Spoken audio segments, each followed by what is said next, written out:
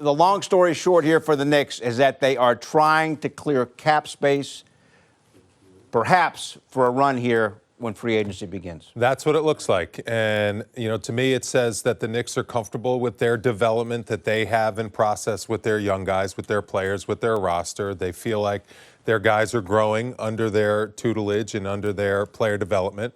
And now the move is maybe to clear cap space and go make a big splash for a proven commodity in the NBA that can help immediately get this team back to the playoffs. All right. I think we have it all sorted out. You got it? There's going to be a quiz here, Wally, so pay attention. All right, so the Knicks, as we know, had the 11th pick. Right. You just heard Adam Silver, and we all watched. They took Ousmane Dieng, who played in New Zealand. He's from France. They then traded that pick to OKC for 3 conditional first-round picks. Which is a lot. Right. 3 first-round picks in the NBA are big-time assets. Then the Knicks traded 1 conditional and 4 second-round picks to Charlotte for the 13th pick, Jalen Duren. Right. Reportedly, the Knicks then traded Duren and Kemba Walker to the Pistons for a first-round pick. Which is Milwaukee's first-round pick, I've heard, which is probably going to be a late one in the draft if it's ever utilized, because Milwaukee's one of the best teams in the league with Giannis Antetokounmpo on the team. So that's what you can decipher, but you can see, conditional first-round picks, you never know what the conditions are. There are certain terms that have to be met in order for that pick to come to you, and when it comes to you, that's another thing that the Knicks are going to have to figure out. But they're stockpiling assets. They're continuing to build for the future and not hamstring themselves right now. And they have the opportunity to maybe go out and sign a free agent by trying to clear some cap space. That's what it looks like they're doing. All right, so in summary, the Knicks trade the 11th pick in Kemba Walker. Mm-hmm. They turn that into 3 number ones, future number ones, and cap space. Right. Now, it's important to note that with no number 1 here, that saves in the 11th slot. Yes. About $3.7 million bucks. Yep. And Kemba comes off the books, and reportedly he's going to be bought out by the Pistons when that reported deal actually becomes official. But no, Kemba's about $9 million. Mm-hmm. So you're saving in the neighborhood, as we see there, about $12 million bucks off the cap.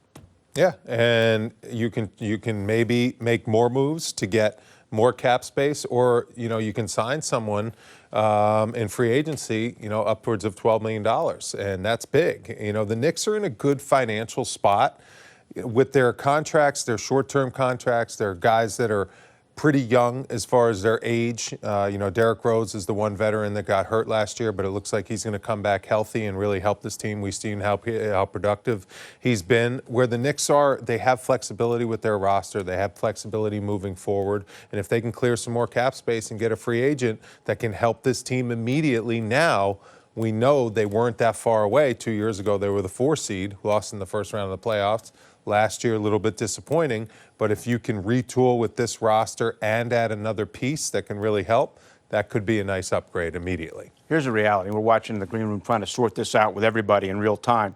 The Knicks clearly did not think at 11 that they could get somebody that could help them right away. That's a calculus that the front office obviously made. And that's fair, because it takes a little bit of time to get your hands on a young player, to kind of, put your imprints and culture on him. There's a logjam at a lot of positions with the Knicks. I mean, we look at a guy like Grimes, quickly, the development that they've had at the guard position.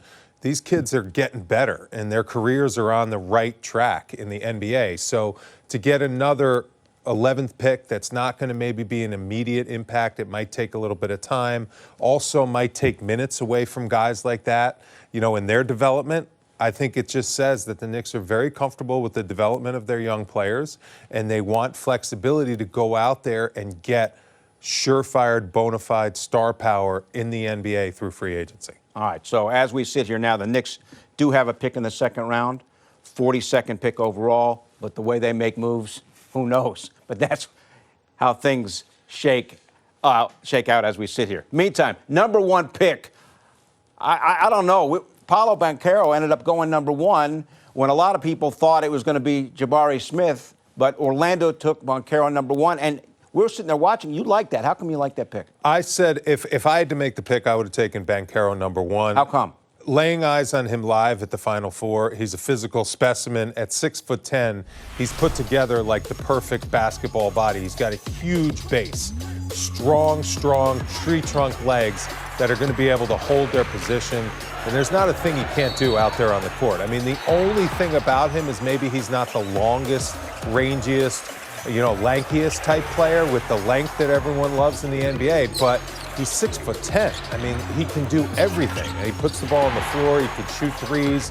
He's going to be a good defender. And I think he's going to be very durable because his body is a specimen. It really is. And you need those type of guys in the NBA. So I think he's the most surefire, pick that there's no potential for him to be a bust in the NBA. Now, Orlando does this every year, right? They have all of these picks. They have some young talent when you look at their roster. Is this someone that's going to be someone's going to work out for them? How does he fit, you think? Yeah, he can play multiple positions. He can kind of bounce out to the wing and play some small forward. He can also play the 4. That's more of his really comfortable position. But at the 4, he's super skilled. I mean, he's a guy that can do it all. He can knock down threes. I think this year's Duke fans wanted him to be a little bit more like just take over games and be like, I'm the best player in college basketball. I'm the best player on the floor. Just give me the ball every time and let me win the game. But he played within the system with the Duke team, and he really kind of, was a great teammate with his teammates also. So I think that's going to translate well to the NBA. In the NBA, he's going to have to be a little bit more of a get my own and go out there and prove that he's worthy of the #1 pick, and I think he can do it.